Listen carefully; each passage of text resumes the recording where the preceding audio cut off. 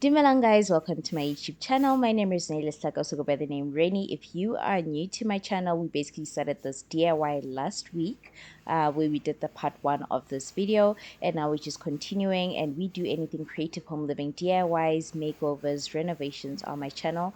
If it is anything to improve our home, we do it on my channel. If you are a returning subby, welcome back, and if you haven't missed part 1 and you're continuing with us, remember I said I lost the clip of me staining the wood black? Well, ta-da! I ended up finding the clip somewhere in my archives. I ended up finding this clip, but anyways, I don't want anyone to feel left out, so I'm just gonna quickly give us a recap on what we did and accomplished last week. We basically sanded our wood and we made cuts just to customize our bar cut, and then we also did a bit of pre-drilling because we don't want to split our wood. We are working with pine after all, and then we sanded some more, and then after sanding some more we stained our wood. And now that we've basically recapped what we accomplished last week, let us get into this week's part 2 of this Barcart DIY.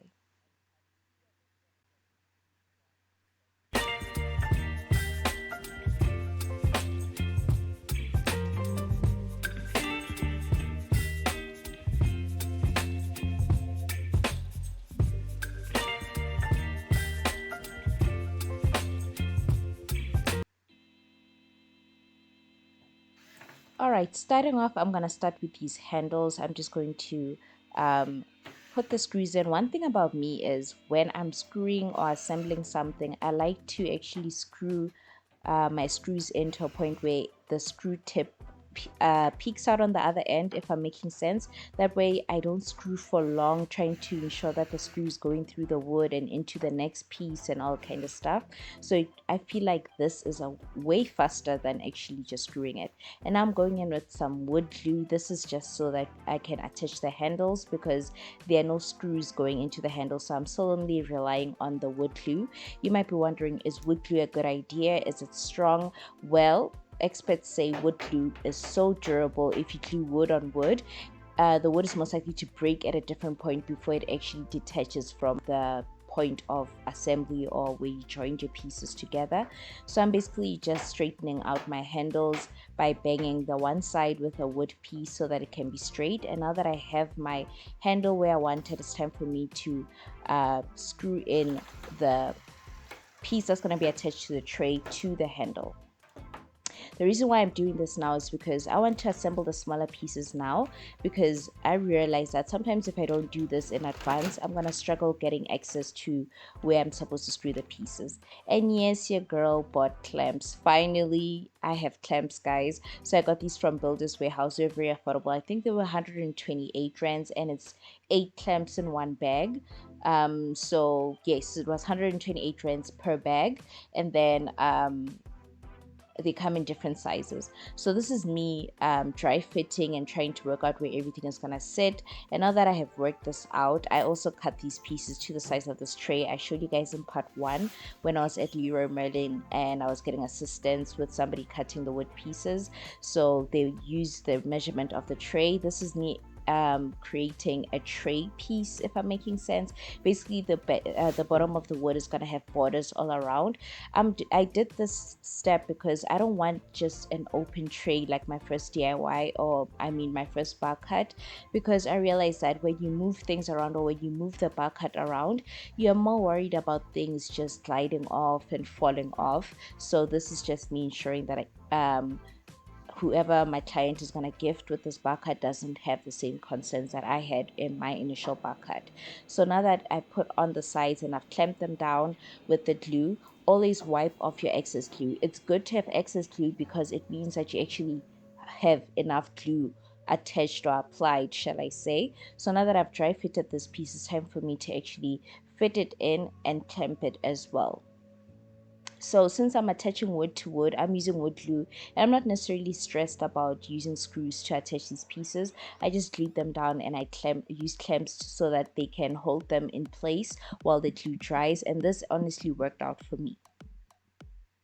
So this is a step I took for the top and bottom piece. Obviously the bottom piece doesn't have any handles. The one that has a handle is this top piece. The top piece the bottom piece doesn't have any handles at all. So you can just picture this without the handles. Wipe off your excess glue. It's always good because you don't want that white sticking out, or that excess glue creating a different layer or making it look untidy. So after clamping down this tray and while it was dry, child, I'm out here dropping things in my office. I just flipped each tray upside down and started assembling the wine glass holder and the bottle holder. Like I said, I'm doing this before I attach the whole piece, because once I attach these small little details now, I won't have issues or struggle to get access, trying to fit my screwdriver or anything like that. So now that everything is in pieces, it's easier for me to attach. This was a huge mistake on my side. You guys are about to find out now. I didn't want to remove this from the video because I wanted you guys to learn from my mistakes. Not every DIY goes as planned or goes smoothly. Not every time do we take everything into consideration. There might be one or two details that you'll miss that will mess up the whole thing, but it is okay to start all over again, to learn from your mistakes and redo it and get it right. So this is me attaching it, but you guys are about to see why this didn't work out and I had to take this apart shortly.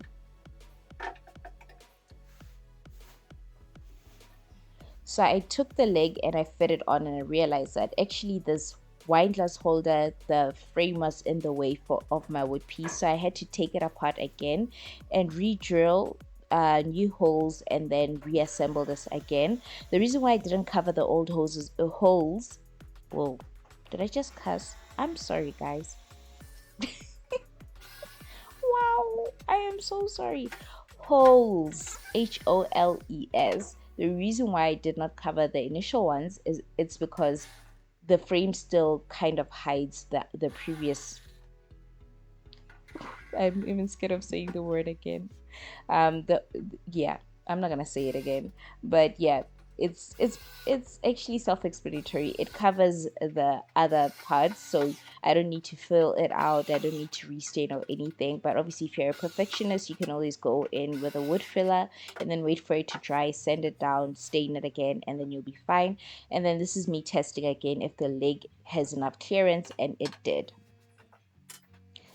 So that's me just testing out if it's durable and it's holding on strong. And then I just worked on the second tray, which is the one that we stained brown. It doesn't have any boundary or anything like that. So what I like to do is I like to take a small drill bit and go through where my screws are going to be and pre-mark on the wood, or prick the wood, shall I say, so I know where I can put my drill. This is so that I don't have to take out a measuring tape or anything like that and measure the distance that I need to drill at and all that kind of stuff. This makes it a whole lot easier. Or you can just simply use the tape method. I went back to Gelma's because I realized that this bottle holder does not have any screws, and I also picked up some wood filler. So now that we have everything, this is me testing if the screw is going to go through to the top, and it didn't, so that is good. I always like to test out if the length of my screw is good enough for where I'm attaching, because I didn't want the screw to pop up on the other end of the tray.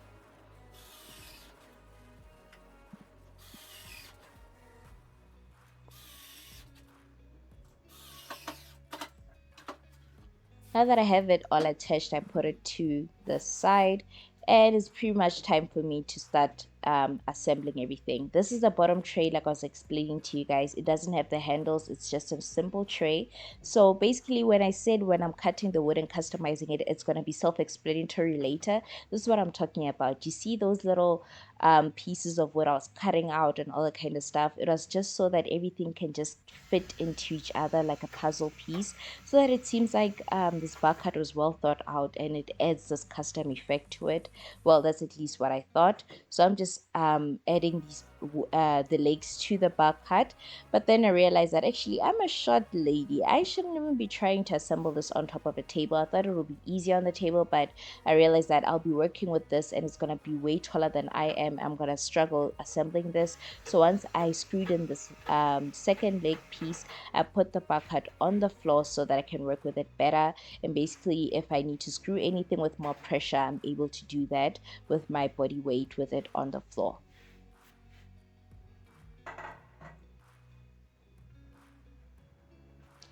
So now it's time for assembly. As I've said, I'm putting in the middle piece as well, making sure that it slides in easily. A little bit of friction is needed because it means that it's gonna hold it nice and sturdy, but some of them had friction, some of them didn't. This should have alerted me of the next problem I was going to run into, but I just ignored it and kept on going, and I thought, okay, well, it is what it is. But actually, remember I said I'm using one wood piece to measure out where I should cut and mark out where I need to cut the next pieces, so that if I make a mistake on one, I make a mistake on all of them. Remember I said that in the previous video? Well, this is where that got me into trouble, not measuring. When once I cut out one piece and I went in with a pencil on the next one, obviously the pencil created a bit of space from the edges, so it actually made my cuts smaller on 3 legs than they were on the first leg. So didn't think that through, but now you guys know. You can either measure or at least account for the fact that your pencil mark will be slightly on the inside than it will be from the initial cut. If I'm making any sense, I hope I am. If you don't understand, just leave a comment down below. I will try my best to explain it better than I am right now. So I went right ahead and assembled every piece besides the top piece. This is where I realized that that was a problem. The middle cut was a huge problem. It's when I actually put my tray on and not every leg was holding it up like it should have, and some were out of place. And then I also realized that this bar cut was actually slanted. It was not straight. As much as I used my spirit leveler at each step, some way, somehow, in me assembling one piece at a time, it just took it out of being straight and it started slanting. So this is me taking the bar cut apart and trying to figure out why it was not coming together the way it should have mentally, because I thought it would, because I figured it out. I mean, in going into these projects, you already have an idea of how things are going to come together, but this was not coming together the way I thought it would. So I was just trying to figure out which piece was a problem, why was it not coming together. And then I realized that the middle cuts were actually pushing the middle tray to push the whole bar cut to be out of balance and to push it to be slanted. So I had to take apart each and every single piece and go back to the jigsaw and recut my pieces again. Yeah, it was a lot of back and forth, but like I'm saying, I'm including these items and these steps in here because I want you to know that if things don't come together and you're busy with a project and things are just not, like, it's not working out the way you thought it would, it is okay. It is understandable. It is absolutely normal. It happens to majority of us. We can't get it right the first time, and it's a process of learning. And honestly, I was using this cut out method for the first time ever, and honestly, I'll be shocked if everything came together as it should have. I did regret using this and I felt like I should have went the easy way, but I didn't. But yet again, this challenged me and I get to learn more about how to, carve wood out and etc. If you guys have been watching this video this far, thank you for the support. Really appreciate it. Don't forget to give this video a subscribe. Don't forget to give it a thumbs up. Don't forget to leave a comment down below. Let's have a conversation. What are your ideas? What do you think I should have done better? Anything you have questions about, let us have a full conversation. I look forward to your comments. I look forward to more subscriptions. And if you are from TikTok, welcome, my dear friend. Don't forget to stick around and watch my other videos and subscribe if you like this content. I truly appreciate you guys. So what I did was I ended up wool filling my piece once everything was together, but I didn't like how my bar cut was jiggling because that meant it was not sturdy at all. It shouldn't be doing this. It should be rigid. So what I did was I sanded down the wood filler, I stained it some more, and then I got another wood piece out. This is the piece, and I stained it and I basically added it to the back so it can push the bar cut back into it being straight and also give it extra stability. I did end up adding more wood pieces way after when the client came, because I felt like it needed more stability and more strength because I was doubting myself. I did miss a clip of me attaching this back piece, but it basically looks like this, and let us get into the after.